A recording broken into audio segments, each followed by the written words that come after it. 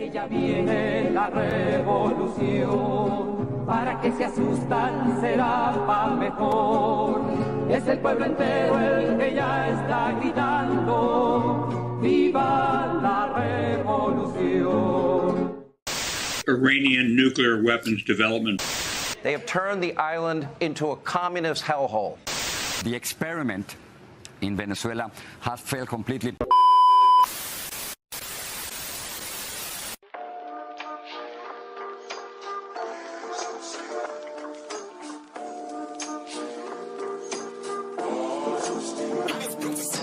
La bestialidad imperialista. Bestialidad que no tiene una frontera determinada ni pertenece a un país determinado. Bestias fueron las hordas hitleristas, como bestias son los norteamericanos hoy, como bestias son los paracaidistas belgas, como bestias fueron los imperialistas franceses en Argelia. Porque es la naturaleza del imperialismo la que bestializa a los hombres, la que la convierte en fieras sedientas de sangre que están dispuestas a degollar, a asesinar, a destruir hasta la última imagen de un revolucionario, de un partidario de un régimen que haya caído bajo su bota o que luche por su libertad.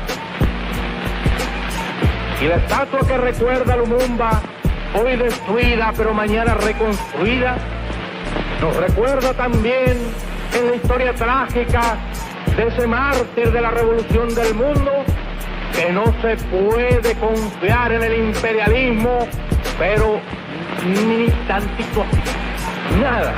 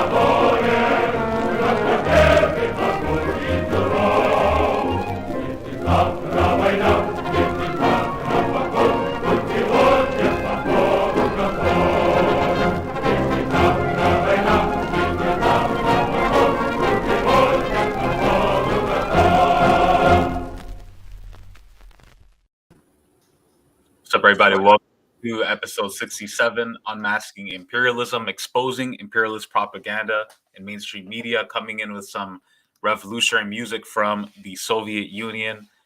Long live the legacy of the Soviet Union of anti-fascism, of internationalism. Today, exposing the synthetic left and their cowardice in the face of imperialist aggression against Russia. We stand in solidarity with the Russian people and all peoples around the world resisting fascism. During today's episode, we react to so-called leftists parroting the talking points of Ukrainian fascism and NATO. We talk about the historical roots of the synthetic left and how the anti-war movement has been hijacked by pro-imperialist liberals. And we also debunk this false notion, this false lie of so-called Russian imperialism. You've probably heard these people before. Neither Washington nor Moscow. Russian war is just as bad as US war. And we're going to be breaking down all of this, Russophobia and the synthetic left. And joining me today is my longtime friend, good comrade, Caleb Maupin, journalist and political analyst based in New York. How's it going, Comrade Caleb? All good. Glad to be here with you, Ramiro.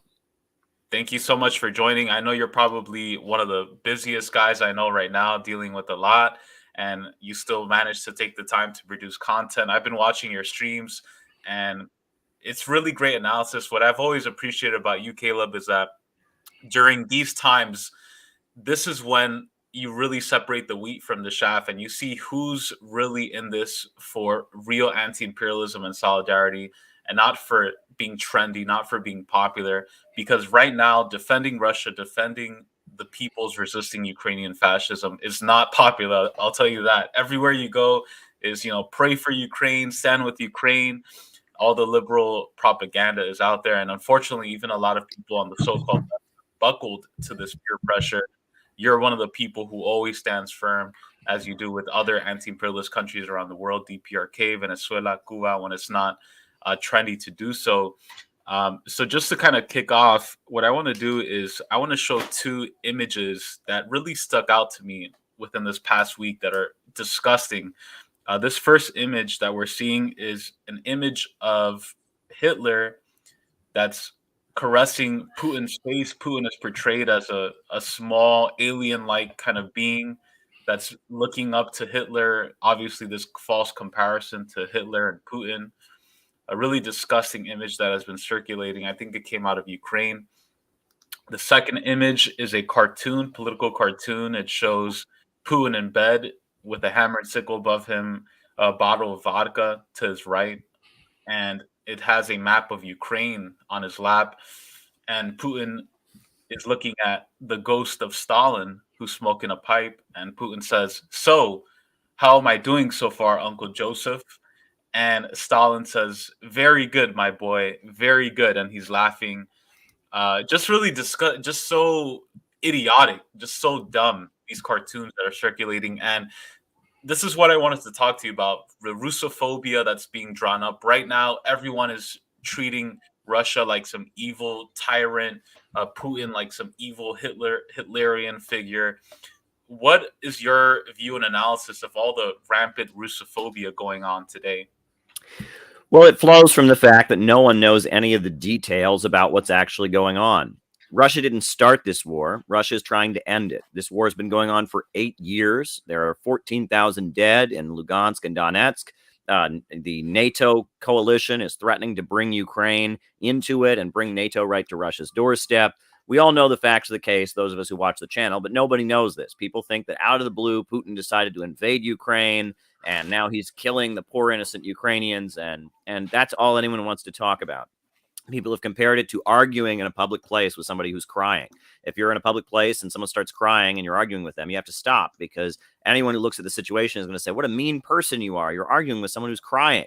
They're not going to actually be interested in what the argument is about. And that's what's going on here. They're just amping up the emotions. Everyone's crying for Ukraine. No one's crying for the peoples of Donetsk and Lugansk, the children who have died, the people who've lived for 8 years under shelling and bombardment and a food blockade. No one knows the details of the situation. No one knows about the Odessa massacre, where the leftists were burned inside the trade union house by Nazis. No one knows about the Ukrainians even in Western Ukraine who've had their social media accounts taken down, who've been arrested, who've been given tickets for speaking the Russian language.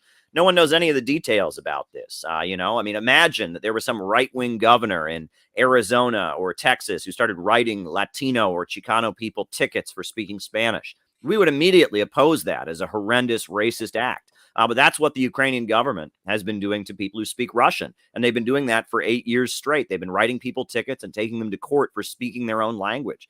They're tearing down memorials to the people who fought against fascism during the Second World War. The national heroes of the Soviet Union and of Ukraine. They're having their monuments torn down. And instead, they're building monuments to Nazi collaborators like Stepan Bandera. And U.S. media has just totally whitewashed this. Russia is trying to bring an end to the violence. They have drawn a line in the sand and they've said, okay, it's gone too far.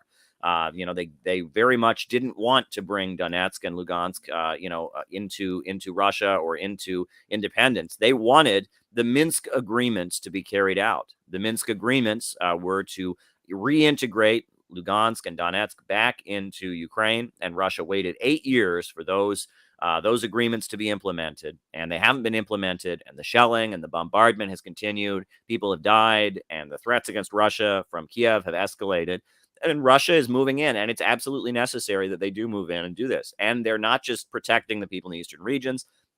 They're going on the offensive, and they're breaking apart that Ukrainian military. And I think they're absolutely right to do so. You would never hear this. I mean, people have no idea. I've had people message me, oh, yeah, well, if this is really why Russia is doing this, why isn't anyone saying this? Well, they are saying this. Listen at the United Nations when Permanent Ambassador Nebenzia speaks. Listen to Maria Zakharova, the spokesperson for the Russian Foreign Ministry. Listen to Sergei Lavrov, the Russian Foreign Minister. They are saying this. They are absolutely saying this, but no one's hearing them. That's why they've shut down RT, and they've shut down and they've labeled my Twitter as a Russian state-affiliated media, even though it's my personal Twitter. No one in Russia tells me what to tweet. Has nothing to do with my job at RT, but they've shut it down and labeled it this way. They don't want anyone to know the truth about what's really going on. Russia is in the right here. They're very much in the right. That's not to say there aren't innocent people who've been hurt in this conflict. That's not to say that every battlefield decision is correct. But, we are being barraged with fake news. And this is a lot like after 9/11, where they just whipped up this hysterical patriotism full of emotions and no one looked into the actual facts. So that's what we're facing right now. And what's I think is sad is to see that it's the left that has jumped on board with this the most. It's kind of the right wing that is a little more skeptical of this. And it shows you that the synthetic left, the bread tube crowd, the Jacobin folks, the DSA folks, they are very much servants of imperialism. They are not anti-imperialists. They are not revolutionaries. They are not Marxists or people that want to tear this system down. They are functionaries of this system. They basically are trying to maintain imperialism more effectively. They think that Western imperialism would benefit, would function better if people got healthcare and a jobs guarantee, and that would effectively help Wall Street dominate the world and tear down these anti-imperialist countries like Russia or China. And that seems to be the role. And we're seeing that this kind of fake synthetic woke leftism is becoming the main current of imperialist propaganda. So that's what we're seeing right now. And the hysteria against Russia, fits into that. I liked your comparison to 9/11 because I remember right after 9/11 took place, there was a lot of attacks in the media against France because France refused to participate for some time in the war. And I remember the renaming of French fries to freedom fries. I'm seeing these stories everywhere of liquor stores throwing out Russian vodka, Stolichnaya, and replacing it with Ukrainian vodka, and just an all-out assault on Russian culture, identity, people. And it's just really disgusting to see that and how so many people, including on the left, are falling for it and buckling to pressure. Somebody who, I'm glad you mentioned the synthetic left because you wrote this great book, Bread Tube Serves Imperialism, which called this like years ago before anybody was pointing it out. And it's on Amazon, by the way. If you can, please make a 5-star review of Caleb's great book, Bread Tube Serves Imperialism, on Amazon. A really great book that breaks down this new era of pro-imperialist propaganda with a left face.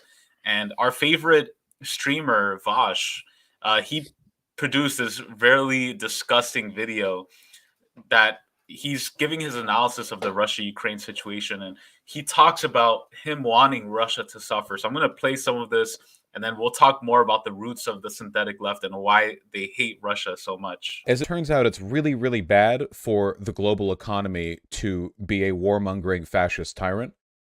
Their stocks have plummeted. This is actually one of the worst stock crashes, as I understand it. Can anyone correct me on this? In all of recorded history. One of the worst in all of recorded history. A drop of around, I think, 30 to 40% in the Russian ruble-based stock market, the MOEX, which is which is spectacular. Let me see if I can get MOEX Russian Index 2022 data. Get me that line. I want to see line go down. Okay. Oh yeah, that's what I like to see, folks. Oh, that is just. Woo! That is just beautiful. That is what I like to see. Oh, look. Oh my God. Oh my God. Look at the red. Sell, sell, sell, sell, sell, sell, sell, sell, sell. The Kremlin has already made efforts to prevent the free fall of their stock market by doing several market freezes, but there's only so much you can do. This is what I mean, by the way, about a global economy being the best way of preventing aggressive military action between countries that have trade interdependence. Russia's economy is pretty goddamn dependent on countries that do not want it to do invasions. No matter how much they distance themselves from that, it is a difficult problem to overcome, and they are going to suffer tremendously for it. And I hope they do. They need to bear the brunt of the consequences. It is absolutely necessary that they do so. So there you have Vosh, a so-called Marxist, by the way. These are the kind of people who are being upheld in mainstream media and in YouTube mainstream media as so-called Marxists, literally, he's jumping of joy at the thought of Russia, the Russian people suffering because of their economy. Caleb, your analysis and reaction, and how does this tie into the broader synthetic left attacks on Russia, and who's funding these people? Well, I mean, first of all, Vosh doesn't know what he's talking about. I mean, that instance that he's showing is a direct result of U.S. sanctions. Companies, being forced to divest from Russia. The SWIFT, sanctions being put on a number of top Russian banks. I mean, that's not like, people just pulled out of Russia voluntarily or something. That's based on government action. First of all. Second of all, when he says that the global economy is a way of attacking countries or something, I mean, he's right about that. And that's why Russia and China and Venezuela and Iran have been trying so hard to build an alternative global economy, because it's the use of this global economy and the ability to just bully countries and threaten them into doing what the United States wants. The sanctions that have been imposed on Venezuela, the sanctions that have been imposed on Iran, that is the problem in the world. And Russia and China are trying to break out of that system, and that's why they're being targeted. And also, Russia's economy is not going to suffer as much as he thinks, because at the end of the day, Russia's economy is largely centered around state-run oil and gas, state-run oil and gas, Gazprom and Rosneft. And it's kind of like the Chinese economy. When the private sector, has a big problem, then the state just kind of steps in to stabilize things. And, in China, they had a very dramatic fall on their stock market in 2015, and you saw that the next week their stock market was rising right back up because the government made some phone calls and made it happen. Russia is not like the United States. In Russia, you have the state very heavily involved in managing the economy, and so you can have situations where the stock market has some problems, the ruble has some problems, but the state steps in and manages things. And that's kind of how Putin has become so popular, is that he used the state to manage the economy. He rescued Russia from the nightmare of free market shock therapy economics during the 1990s. And that's what needs to be remembered there. So he doesn't understand it. But on top of that, I mean, you watch Vosh. I mean, the title of my book is Bread Tube Serves Imperialism. Vosh is basically a NATO publicist at this point. And he kind of wants the attention of people like you and I. I mean, he's going out of his way to call himself an anarcho-NATOist and all kinds of stuff. And he kind of wants our attention right now. He's doing it in the most offensive and crass way possible. But basically, he's trying to kind of capture some of the alt-right energy, right? The alt-right like offending people. They make racist memes. They may, and he's kind of, tapping into the I'm not politically correct sentiments to try and mobilize kind of young antisocial video game players against Russia. Kind of like the alt-right, mobilized young antisocial video game players against immigrants and against trans people, etc. And that's what he's doing. And he's trying to basically capture that same kind of pessimistic antisocial energy from young men in particular and harness it against Russia. That's what he's trying to do at this point. It's very similar to when he, there were some athletes who felt that that trans women in sports, were hurting their ability to compete or something. And, Vosh played that clip. And then from there, he started referring to these women by every sexist slur you ever heard of, bitch, cunt, every nasty word, trying to, feed that video game playing antisocial, incel energy to serve, a pro-trans agenda, where generally that antisocial incel energy is used to serve, kind of an anti-trans agenda and to bully trans people. So he's just trying to turn that around. That's what he's doing. It's a kind of psychological operation because Trump tapped into some of these sentiments with the alt-right. Vosh is trying to turn it around and get it to serve Biden. And I wrote a book called BreadTube Serves Imperialism, and people laughed about it. That's ridiculous. That's stupid. Well, it's really obvious. I mean, they're openly serving imperialism right now. Basically, that's what they're doing. They're openly serving imperialism. It's really, really obvious. I mean, we now know Abigail Thorne is directly paid by the British government. She's directly paid by foundations funded by the British government, by the British royal family. We know about Vosh and the role he's playing. We know about Steve Hassan, the cult expert who goes on CNN and wants the whole country to be deprogrammed from the cult of Trump, and how he's whispering in the ear of BreadTube behind the scenes. It's pretty obvious what's going on now. So people are just kind of not talking about my book. At first they were laughing about it, and now they're not talking about it because it's so obvious at this point that that BreadTube is part of the anti-Russia mobilization. At this point, it's really blatantly obvious that BreadTube are basically the modern day equivalent of Karl Kautsky in Germany and the socialists who mobilized the German public to go to war, or the British Labour Party in the lead up to World War I. That they are social imperialists, they are social fascists, and they are about mobilizing working class people and dissident elements to support the agenda of imperialism. That's what they're doing. And it's so obvious at this point. If you choose not to recognize it, that's on you. But mainstream media, the U.S. government is mobilizing an anti-Russia campaign, and we have people that claim to be socialists that are playing a role in that campaign. And I mean, if you can't see that these people are not anti-establishment, these people are not opponents of the status quo. They are serving the foreign policy goals of the United States. If you choose to ignore that, then that's on you. But to anyone who's really anti-imperialist, it's obvious. And look at the position of the socialist countries. Venezuela is supporting Russia. Cuba is supporting Russia. The North Koreans are supporting Russia. China is supporting Russia. The Houthi revolutionaries in Yemen are supporting Russia. Iran is supporting Russia. All the real anti-imperialists in the world, Nicaragua, are all supporting Russia. The Communist Party in Russia is very strongly in support of this action. And if they had been in power, this probably would have happened 8 years ago. They've been calling for this. They actually introduced the bill in the parliament to recognize the Donetsk People's Republic and the Lugansk People's Republic. It came from the Communist Party.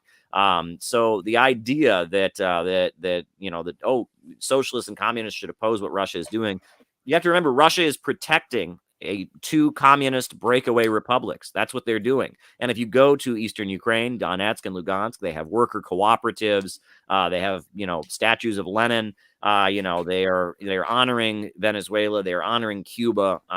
These are communist breakaways. Now, there's a lot of Slavic nationalism mixed in. There's a lot of Christianity and admiration of the traditions of the Orthodox Church. But if you look at what they're saying in the eastern regions, these are communists. These are our comrades that Russia is protecting.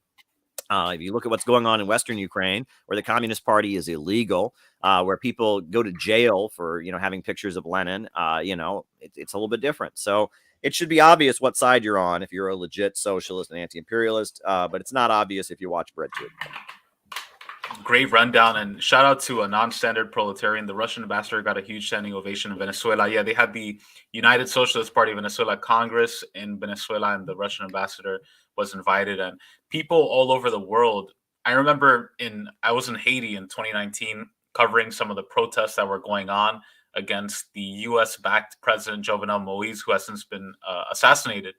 But during those protests, I remember it was so interesting because there was a Haitian protester that had a Russian flag and a picture of Putin and Lenin. And it was like Haiti, long live Haiti and Russia. And it said like down with US, France, and Canada, which in Haiti are like the countries that historically have oppressed Haiti a lot. People around the world really admire and look up to Russia, and not necessarily in a copy and paste model where they just want to implement the same policies, but they admire that Russia has stood with peoples around the world, with Syria, with Nicaragua, with Venezuela, with Cuba, DPRK during really rough times. And I think in the US, in particular the synthetic left, they have a really hard time understanding that. Going back to your point about BreadTube, one of the I like to call them the boomer BreadTube. Before this Gen Z millennial BreadTube, we had sort of like the synthetic left hippie anti-war movement, so to speak. One of them is obviously Amy Goodman, Democracy Now! This was a segment that she had with Yanis Varoufakis, who's a so-called Greek Marxist, commenting on Ukraine and Russia. And we'll talk a little bit about the hijacking of the supposedly anti-war pacifist movement in the U.S. Yanis, welcome back to Democracy Now! Your response as you saw what unfolded over the last hours with this broad Russian invasion of Ukraine. What can I say? It's a dark, bleak day for the world, for Europe in particular. War is back on the continent that was promised by our European Union that war would never be back on our soil. Vladimir Putin is to blame entirely for taking this step, but at the same time, NATO must be condemned for creating the circumstances leading to Putin's escapade in the Ukraine. We have to stop this war right now, and we have to work very hard to stop any NATO escalation. We have to create international solidarity in order to ensure that the people of Ukraine live in peace, not under the boot of any army, and for NATO to keep out of Europe, and especially Eastern Europe, as, let's not forget, George Bush, senior George Bush, had promised Mikhail Gorbachev. What should be the European Union response? The EU has promised unprecedented sanctions, holding an emergency summit in Brussels. European Commission President Ursula von der Leyen said sanctions will target strategic sectors of the Russian economy by blocking the access to technologies and markets that are key for Russia. And if approved, will, quote, weaken Russia's economic base, its capacity to modernize. She said, in addition, will freeze Russian assets in the European Union and stop the access of Russian banks to European financial markets. Your response? Believe me, Amy, that Putin is not trembling in his boots listening to all this. Allow me to preface my answer by saying that the European Union is the greatest loser from what's happening, apart, of course, from the people in the Ukraine who are suffering the slings and arrows of war. The European Union is discredited. It has failed completely in its mission, which is to keep our eastern flank free of war. And now what we have is essentially adopting the NATO language, as if the European Union is simply an appendage of NATO. And also huge amounts of hypocrisy. You mentioned all those threats of great sanctions. It's like, a pea shooter trying to stop a tank, because there is one sanction that could work, one sanction that Putin fears, and that is ending the purchases of natural gas from Gazprom. So there you have Yanis Varoufakis, so-called Marxist on Democracy Now!, Imperialism Now!, basically talking about what's the best sanction that could work on Russia. He's surprised that the EU is following NATO's orders, as if that wasn't intended to be the case with the European Union. And Caleb, just talking a little bit about this seems to be the underlying current within the synthetic left, where they understand that they can't just wholehearedly attack Russia and Putin. So they give both sides a little bit of tap. And they even, shout out to my comrade, Onya Sanwu. She has a great term called flattening the contradiction and making both problems seem equally as bad. Or say, neither Washington nor Moscow, all wars are bad, and just putting Russia and the US on the same level playing field. That seems to be the recurring comparison in language. And I just wanted to get your thoughts on that and how the so-called boomer anti-war movement from the 60s, 70s and the synthetic left at this point is just full-scale imperialism. Hold on, let me unmute you because I think it says your mic is not connected. Hopefully the overlords at YouTube are not censoring you. Meanwhile, while we wait, if anybody has any comments or questions that you'd like to ask Caleb, please put it in the chat and we can try to get to that. How about now? Can you hear me now? Perfect. Okay. Perfect. Very good. What we saw starting in the late 70s and really completed by the 80s was the complete takeover of the U.S. left by big oil. And it's kind of weird to put it that way, but, big oil, the Rockefeller foundations, ExxonMobil, BP, Shell, and Chevron, they have a lot of think tanks that they fund. They're tied in with the Ford Foundation. And starting in the late 70s, leftist institutions, leftist academia started getting grant money from them. Left-wing activism started getting NGO money and foundation grants, etc. And the left started following very quietly and discreetly the agenda of big oil. Now, that's not all oil. That's big oil, not little oil, but big oil. And one of the main manifestations of that was the opposition to nuclear power. Nuclear power is the biggest threat to big oil that exists, right? Because if nuclear power expands, especially if we do what China is doing and we start moving toward, fusion energy, that will eliminate big oil and their purpose. And big oil would basically like to remain at the top of the global economy. And that means, on the one hand, that means that oil and fossil fuels remain the primary fuel source. On the other hand, that means that all their competitors go out of business, right? And that no one can sell natural gas, no one can sell oil except for them.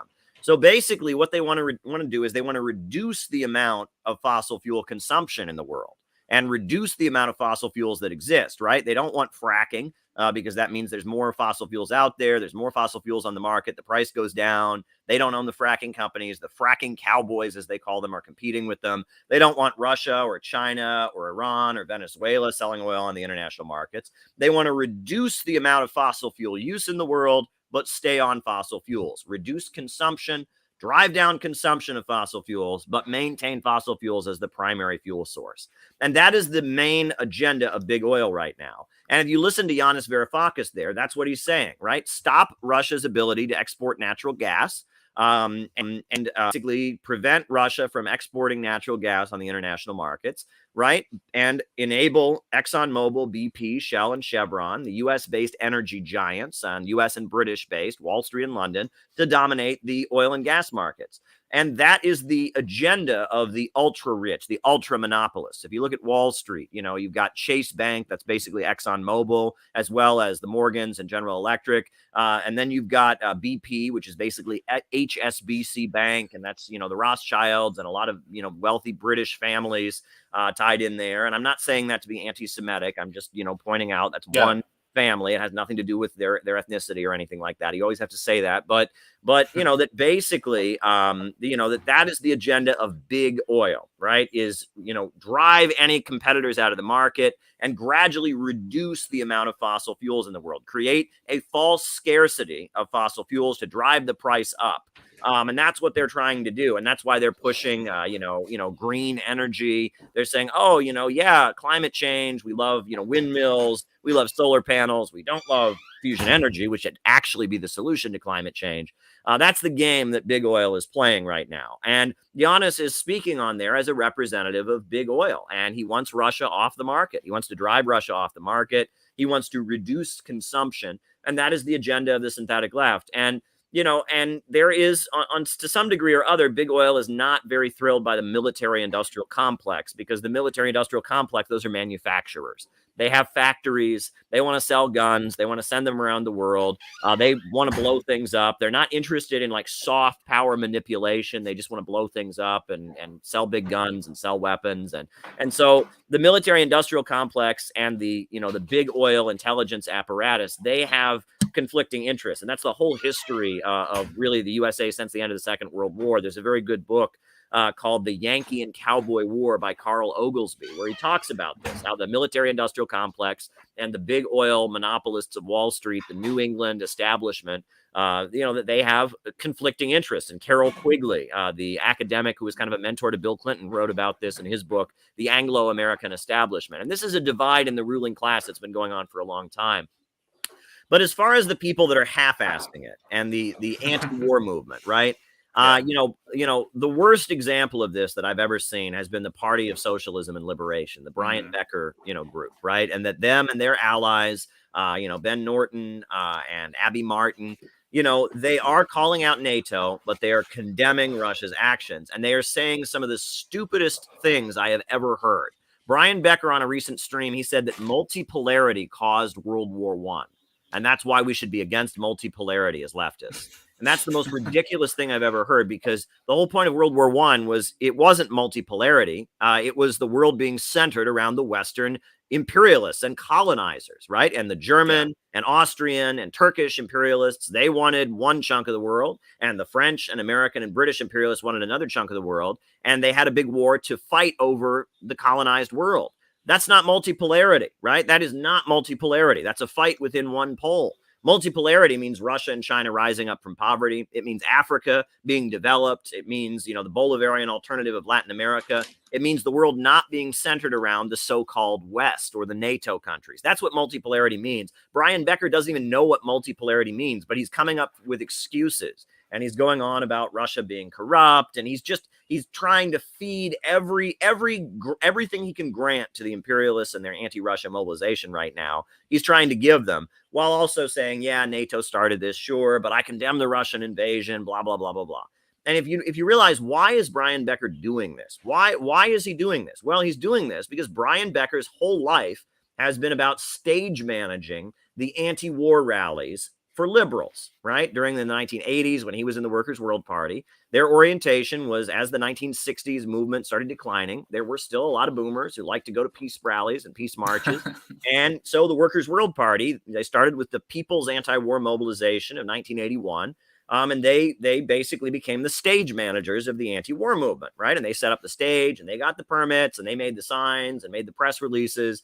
And Brian Becker got really, really good at it. I mean, and he made it a business. It's a way to make money. You fundraise off of it. You get grants, and people donate to you. And, it's a business, right? And the Answer Coalition really shined during the 2003 U.S. invasion of Iraq. They were getting the permits and setting up the stage. And every person who wanted to protest the war, you had to talk to Brian Becker because he had the permit. And if you didn't make a deal with him, you didn't get to speak at the rally. And it was brilliant. They reserved the permits for like 20 years in advance, for protests in Washington, D.C. And it was a brilliant maneuver, and he's monetized it. However, what he's monetized is the movement, right? It's people that go to left-wing rallies. That's where his cash cow comes from. It doesn't come from winning average working class Americans to socialism. It doesn't even really come from anti-imperialism. It comes from stage managing liberal rallies. And now he's in a crisis because all the people who go to his liberal rallies around, impeach Donald Trump or Black Lives Matter or whatever, all of those people that go to those rallies are buying into the anti-Russian hysteria right now. And he, he understands that U.S. imperialism is the main enemy, and he's got relationships with anti-imperialist countries, but he has to accommodate these liberals because who's going to come to his rallies and who's going to donate to the Answer Coalition? And so he's got to find anything. He's just doing back backflips to just try and accommodate this anti-Russian hysteria because he has to keep his protest hustle going. I mean, this is a Marxian material analysis. I can, a lot of people are going to be like, oh, he's a traitor, he's a sellout. No, I'm giving you, this is his economic interest, right? And I'm saying that the socialist movement has to get out of the movement and to the masses. We need to get to average Americans. We need to stop trying to be king of the protest cage. That's what I've been saying. And that's why what we're seeing right now from Brian Becker, the leaps, the backflips, the maneuvers, that is a result of the way the left has developed. We have to get out of these spaces. Average Americans don't give a shit about Ukraine. I hate to be crass there. Average working class Americans who are worried about the price of gasoline, or worried about feeding their kids as the price of food is going up right now, they don't care about Ukraine. They hear Biden say, oh, this is all because of Russia and Ukraine, and we just got to deal with this. And they say, screw you. What about me? What about my community? What about, feeding my kids? What about filling up my gas tank so I can get to work? That's what average Americans are thinking about. And they're upset about this pandemic and how working people have had to pay, and basically been made to bear the economic brunt while Jeff Bezos and the Walton family at Walmart have gotten rich. Average Americans are ready to fight back right now. Whereas Brian Becker and the left and the liberals are in this moralistic anti-Russia hysteria. And one thing I do want to point out about this as well is that, it's really kind of sad because I actually wrote an essay, and it was published in my recent book, The Ideological Foundations of the City Building Tendency.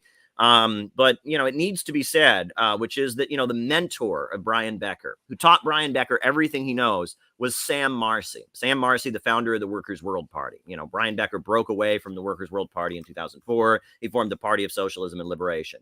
Sam Marcy was from Ukraine, and he was Jewish. And the Red Army, the Soviet Red Army, rescued his family from anti-Semitic Ukrainian fascists. Right. I mean, that is why Sam Marcy was such a dedicated communist his whole life, why Sam Marcy was an admirer of the Soviet Union. So, if Sam Marcy was alive today and he heard about how in Donetsk and Lugansk, communist people's republics have been formed, and how the United States is aligning with all these anti-Semitic fascists to attack them, and the Russia, even though Russia is not a communist-led country anymore, Russia is still sending in their military to protect them. In a heartbeat, what side Sam Marcy would be on. This is his life. This is his family. He lived this. He literally lived this. Sam Marcy lived this. Okay. And it's obvious what side Sam Marcy would be on, right? This orientation of knowing who the good guys and the bad guys are in that part of the world. I mean, that's why Sam Marcy supported the Soviet Union's intervention in Hungary. He knew who the Hungarian fascists were, and he knew what the Soviet Union was doing there. This is why Sam Marcy supported the Soviet intervention in Czechoslovakia.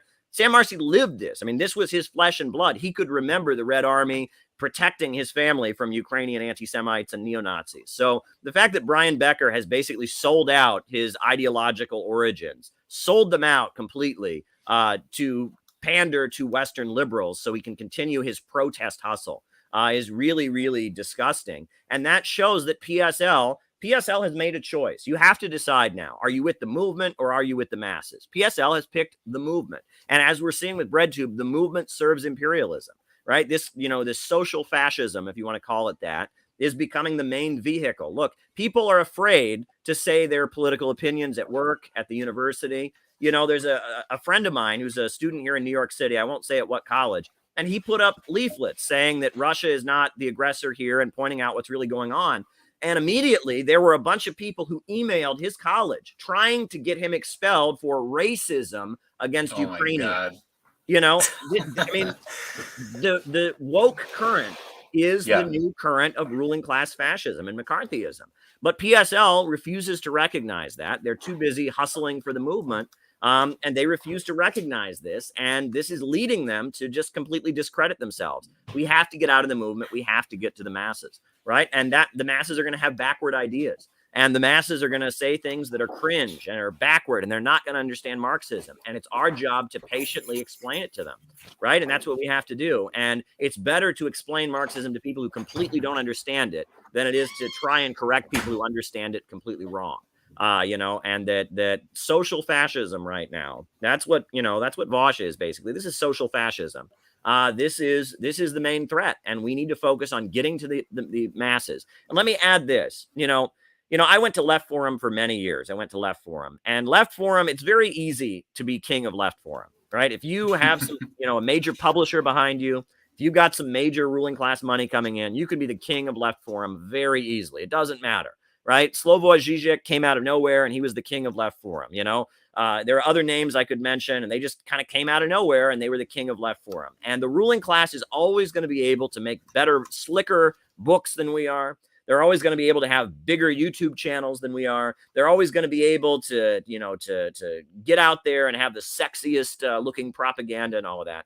The way that socialists and communists have grown is not through out whiz-banging the ruling class. It's not through having a sexier presentation than the ruling class. It's by building real communities of solidarity. The reason the Communist Party grew to be bigger than the Socialist Party in the 1930s was because they organized unemployment councils. They organized ordinary Americans to fight for their lives, to fight for jobs, to fight for schools. They built real existing communities. And one thing you can tell about all these bread tubers is they don't do that, right? I mean, look at how many subscribers Vosh or Destiny or ContraPoints have. If they were to form some sort of organization, right, that was aligned with their views, that would be an organization of hundreds of thousands of people, but they don't do that. The only organization they're building is the Democratic Party. They're telling people to go vote for Biden. But if you're a serious communist organizer, look, I am utterly blown away by, my YouTube channel. We got about 20,000 subscribers at this point, a little more than that, but, about 20,000 subscribers. The Center for Political Innovation has emerged from that. And we are a tiny, tiny group. I mean, compared to, the YouTube channel, etc. And if you look at what we have accomplished in such a short time, with barely any funding, with barely any social media support, we have built a huge community. We're having this conference March 12th in Austin with so little resources. We have built so much. Now, could you imagine what could be accomplished if these people actually wanted to accomplish anything? They don't. They are just scarecrows, right? They are just rodeo clowns. They are puppets. They are there to distract us, to manipulate us, right? And the way that we are going to grow as a movement is by getting to the masses, building real communities of solidarity, caring for people, taking on the role of churches, the role that churches play in working class communities. That's the role that serious communist organizations should start to play. Caring for people, giving them community while also giving them ideology. That is what we need to be aiming to do. That's the only way we're going to get ahead and beat these people. Go, as Lenin said, we need to go lower and deeper to the real masses. Wow, such a great breakdown. And I feel like everything that's happening right now is such a obvious divide of what's happening in your book. One of your best books, I think, City Builders and Vandals in Our Age. Everybody should check it out on Amazon. A great book. Is these two tendencies, right? You have, on the one hand, city builders, people who want to build on what actually exists today, unite people, bring people together, not have an ideological purity checklist and say, you're not woke enough for me, so I'm not going to build with you. And then you have the vandal mindset of people who just want to destroy, the Malthusians, who say, we need to take away from people. We need to bring people's level of existence down. And it's focused on the negative. And I feel like, in a way, in any successful revolution, you have a little bit of both elements, but the city building tendency should be the dominant tendency, right? Because as Marxists, as communists, we want to tear down capitalism. We want to tear down the profit motive and imperialism. But overwhelmingly, what guides us is the love of building and serving the people and wanting to grow. And that always has to be the leading factor. And it seems like with a lot of the synthetic left, a lot of the focus has just been on canceling, tearing down, breaking apart, opposing, and not saying what you're for. And I think that's something that is really important to mention. What I want to do is I want to play a clip. This is just a compilation of some Russophobic propaganda in Hollywood. I think Caleb left us for a second. Hold on.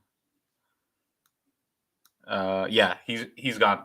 I'll play the clip in a second. I'm gonna just read some of the comments while we wait for Caleb to come back. Yeah, that's why I like having Caleb on, because he's straight up about it. He's like, I think XYZ, I think this and that. And I appreciate that honesty, because a lot of times within the left, you don't get that sort of honesty from people. And it's really good to get that sort of honesty from different people, because a lot of groups and interests, they won't tell you straight up what some of the problems are. They just kind of want to gloss over it. And I appreciate the honesty. And it's just been interesting to see how many groups have folded. What I want to do, I'm going to just read. This is an email that I got recently from, I was really surprised, actually. I genuinely do like the work that Code Pink does.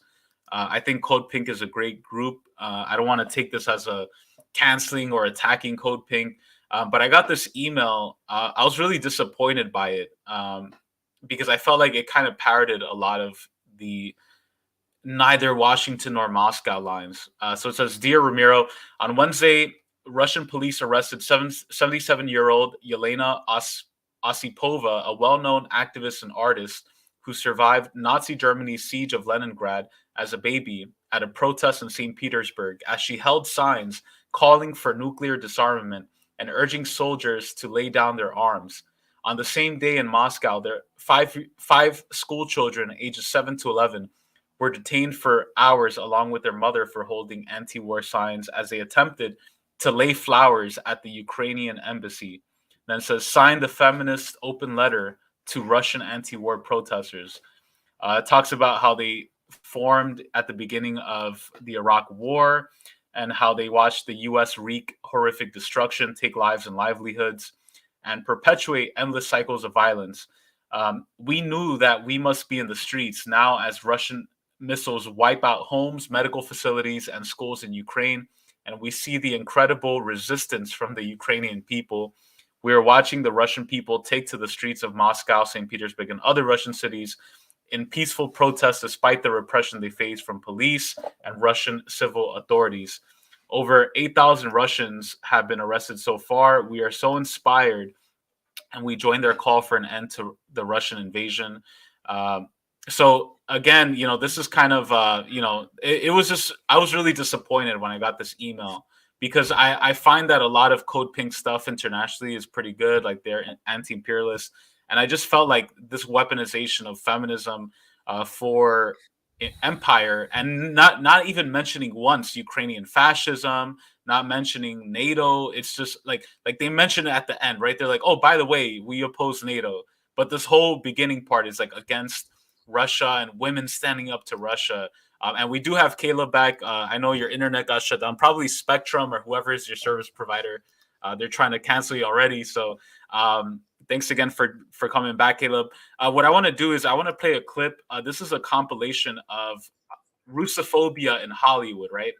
This is the portrayal of Russians as the bad guy in every movie. And we want to, and we can talk, just to wrap up here, talk about the portrayal of Russians and how Hollywood and movies and mind control, the psychological operation, as we're talking about, plays a role in influencing this Russophobia. So I'm just going to play this. They're toe-to-toe. The Russian towers above the American. It's the true case of David and Goliath here. It's unbelievable, the condition of both men, but the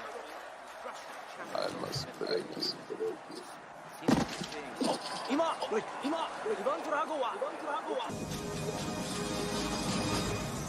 try to retreat. You cannot escape. We will not attack if you do not run. We do not want to hurt you. somehow I don't believe him. I order you to come forward, and you will be given a fair trial. Drop your weapons and remain where you are. You got any ideas? See, I hate you fucking Russians. You're all crazy and you're arrogant. Now, the Irish, we came here for a piece of the American dream. You people come over here to steal it. So fuck all of you. Be allowed to go free. Well now, my friend. Well now. Oh, check it out. All right. Look pretty cool though, man. I would say they were way off course. This is very unusual. You do something, Mr. Teasdale.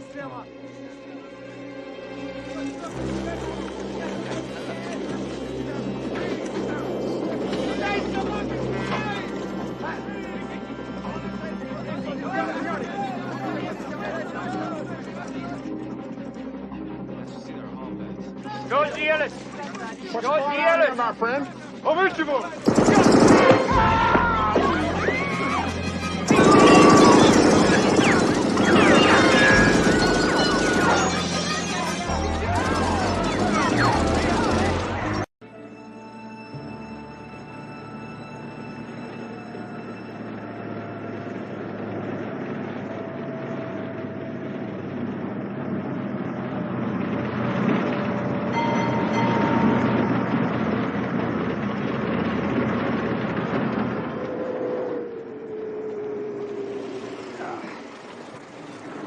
Разбей бензин.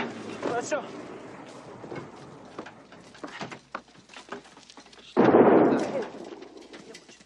Девочка, что ты делаешь здесь? Красивая. Девочка.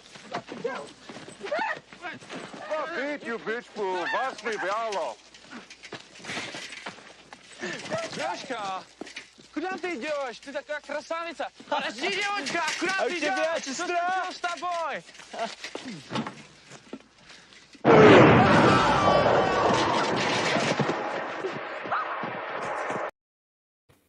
So a lot of crazy stuff, a lot of propaganda. Rocky, Red Dawn. Just to kind of wrap up here, Caleb, because I know you have to head out. Just your final thoughts on Russophobia and how we break the spell of racism and discrimination against Russians, and what the role of the real left is in this whole conflict going on. Well, most of those clips you showed were from the 1980s.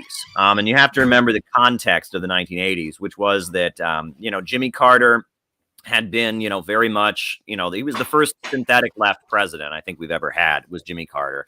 And that he had been, kind of using a soft power strategy against the Soviet Union. He had set the Afghan trap and forced the Soviet Union to send their troops to Afghanistan.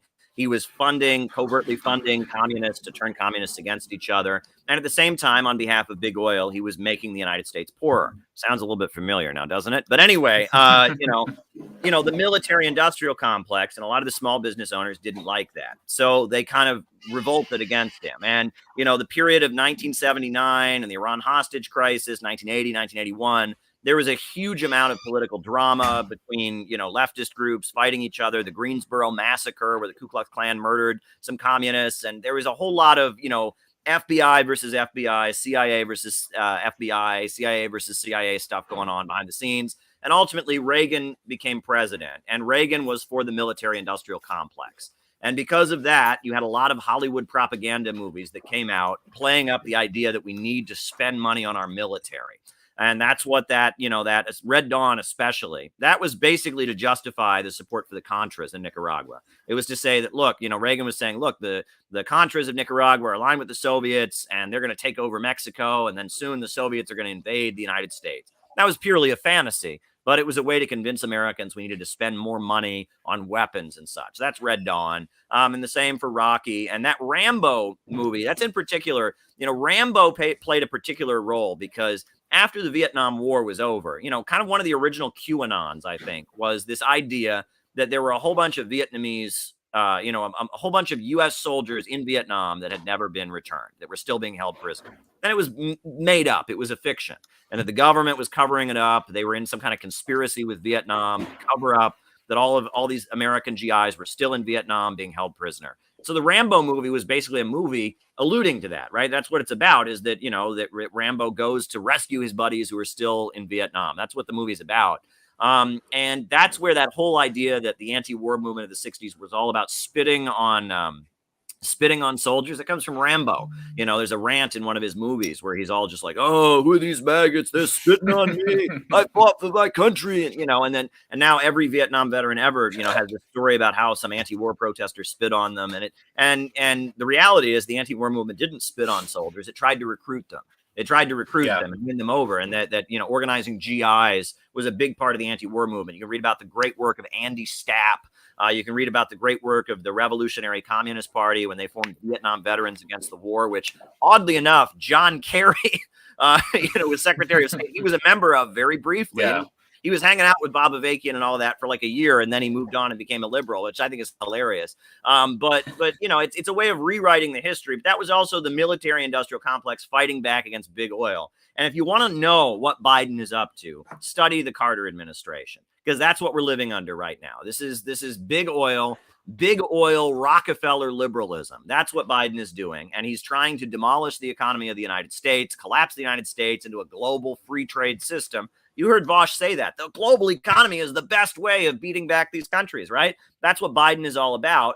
Meanwhile, instead of, attacking countries, it's using proxy forces like these Ukrainian nationalists. It's, creating situations where you can frame Russia or China or Venezuela or Nicaragua as the aggressor somehow. This is what's going on. This is the Council on Foreign Relations, late Cold War, manipulative Malthusian strategy. I just want to say this before I end. That Joe Biden is the starvation president. He is the starvation president. And, when Bosch says starve out Russia, this is the Biden policy.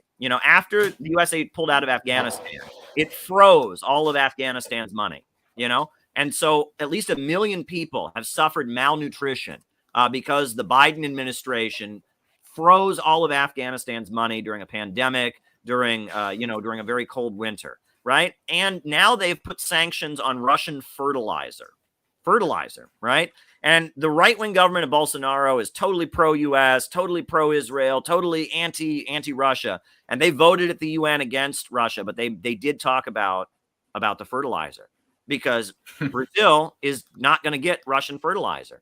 And, and a lot of African countries are not going to get Russian fertilizer. And a lot of countries in Asia are not going to get Russian fertilizer. And part of the reason India is not supporting the attack on Russia right now, I mean, that's a very right-wing government in India, Modi, very anti-China, but they are not supporting the attacks on Russia right now. It's because of the fertilizer. And if Russian fertilizer doesn't go out on the international markets, and it should be going out right now, right? It's about springtime, time to plant your crops.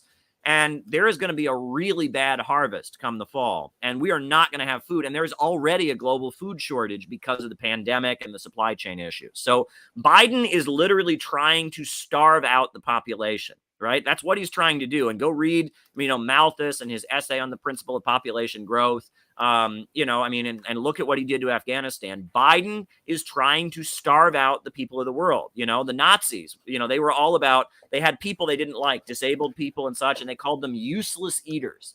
And basically, Biden thinks that the problem in the world right now is that people in Africa and people in South America, they don't make wise family planning choices. They're having too many kids, and there's just too many people in the world, and he is actively trying to reduce the population. Meanwhile, you and I, Ramiro, we know what the real cause of the problem is. The problem is overproduction. The problem is that the capitalist system needs fewer and fewer workers, and that under capitalism, your only value is selling yourself to a capitalist and renting yourself out to a boss. And that they, with the computer revolution, have got 3D printers now, they've got artificial intelligence, and they don't need as many workers to run their means of production. And there's a glut in the global markets. There's plenty of oil, there's plenty of food being produced, but there's not people to buy it because they don't need us at the assembly line. And the way the capitalists try to resolve problems of overproduction is with mass destruction and death, Malthusianism, fascism. That's the way that they plan to solve the problem of overproduction. However, if you look at China, they have solved the problem of overproduction by planning out their economy, by having 5-year economic plans, by raising people out of poverty, by having an economy that doesn't function according to profits. That is how they're resolving this. And China has seen great technological innovation, but the population has just gotten wealthier because profits are not in command. So we have to be clear about what the crisis is about. We have to be clear about what Joe Biden is doing. Joe Biden is trying to starve out the world. That's what this Eastern establishment, the New England old money, that's what they are all about, right? Is they want to reduce the human population. They want to reduce consumption, reduce the amount of fossil fuels out there. So we stay on fossil fuels. There's a lot less of them. So the price goes up and they make more money. That's what they're trying to do right now. We need to say, no, growth is still possible. We just have to get rid of capitalism. We have to get rid of the rule of profits. We need a society where the people come first and human growth and innovation is unleashed to even higher heights. That's what we need to do. And this is a level of analysis that is a little bit deeper than what you typically get, in left-wing circles. But it needs to be understood. Marx wrote extensively about the evils of Malthusianism. Read Theories of Surplus Value. And we need to talk about this because the Biden agenda is very, very sinister. And this kind of woke woke social fascism is becoming the main current of imperialism. And meanwhile, in right-wing circles, there's a lot of confusion. There's a lot of people that are very backward, very, very racist, very confused. But on some level, they find themselves at odds with the main agenda of imperialism. And we need to find a way to talk to them. That doesn't mean we should support every mobilization. I would never support any anti-immigrant bigotry. I would never support any attacks on women's right to choose or LGBT people. But if these people, we have to find a way to talk to them. And we have to get average Americans who are mad at the government, who are not believing what mainstream media says. So that means they must be conspiracy theorists. We need to find a way to talk to them and win them to anti-imperialism and socialism and win them to see that Russia and China are not the enemy. Wall Street is the enemy. We have to find a way to do that. And we have to get out of the movement and get to the masses. So that's a lot to think about. But there you go. Such a great breakdown. And this is exactly what Caleb was talking about. Sanciones de Estados Unidos a Rusia impactarán a Venezuela, Nicaragua y Cuba, estima la Casa Blanca. U.S. sanctions on Russia will impact Venezuela, Nicaragua, and Cuba, according to the White House. So there you have it. These sanctions are not only going to hurt Russia and the Russian people, but also the anti-imperialist governments of Venezuela, Nicaragua, Cuba, and I could imagine other progressive anti-imperialist governments around the world, Iran, Zimbabwe, DPRK. This is horrible, and we should oppose sanctions at every level. Sanctions do kill. Sanctions are a form of warfare. And I'm so glad that you broke down the importance of supporting growth and building, and not just defining ourselves by what we're against, but what we're for. And I find that these days, in particular with Russia, I find myself having more amicable conversations with people who are more conservative or even Republican than Democrats. I find that Democrats and liberals are even more pro-imperialist. And I feel like we have to get out of the mindset of the 60s, 70s, and 80s that the Democrats are by default the good guys and the left has to tail them and be around them. I think that we have to be aware of the situation, as dialectics teaches us, that it ebbs and flows, and at some points the Democrats can be more pro-imperialist and the Republicans can be more anti-imperialist. Granted, they have a lot of incorrect views, a lot of things I disagree on, especially China. But I find that in particular with Russia, I find that even just talking to some conservatives or libertarians who are like, yeah, we don't want war. We have problems here at home that we need to address. I'm like, wow. And then you talk to like the woke liberal Democrat who's like, we need to go and bomb Ukraine and bomb Russia and implement, all this. It's insane. So I definitely agree with you, Caleb. That's why I appreciate your work. Please make sure everybody to check out, subscribe to Caleb's channel. The link is in the description. Also check out his books on Amazon. It's in particular City Builders and Vandals in Our Age, and also BreadTube Serves Imperialism. A lot of other books there as well that are really fascinating. Caleb, thank you so much for joining me for this conversation. I'm going to continue checking out your streams. I check them out all the time when I'm coming out of work, and you have a lot of great content. I appreciate your honesty. I appreciate your principles too, because right now is not a trendy time. I'm sure you're getting hit in all these different directions by people. So I definitely appreciate your principles and standing firm on that. Thank you everybody for watching and listening. We're going to head out to some more revolutionary music from the Soviet era. Peace out, everybody. Take care. Have a great Sunday. Thanks, Ramiro. Always.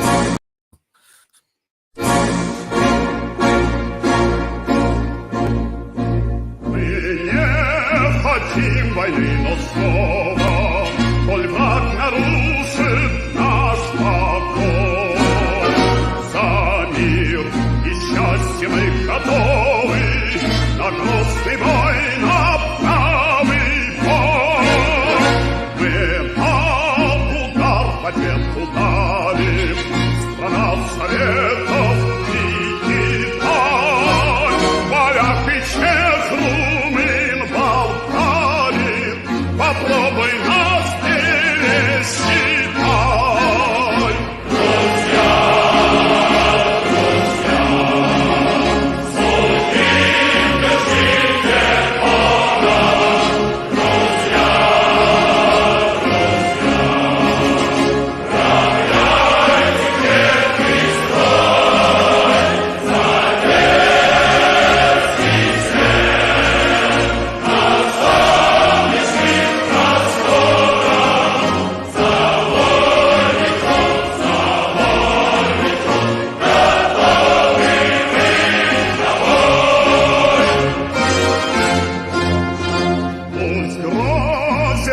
атом их проклятый, он не доставит им побед.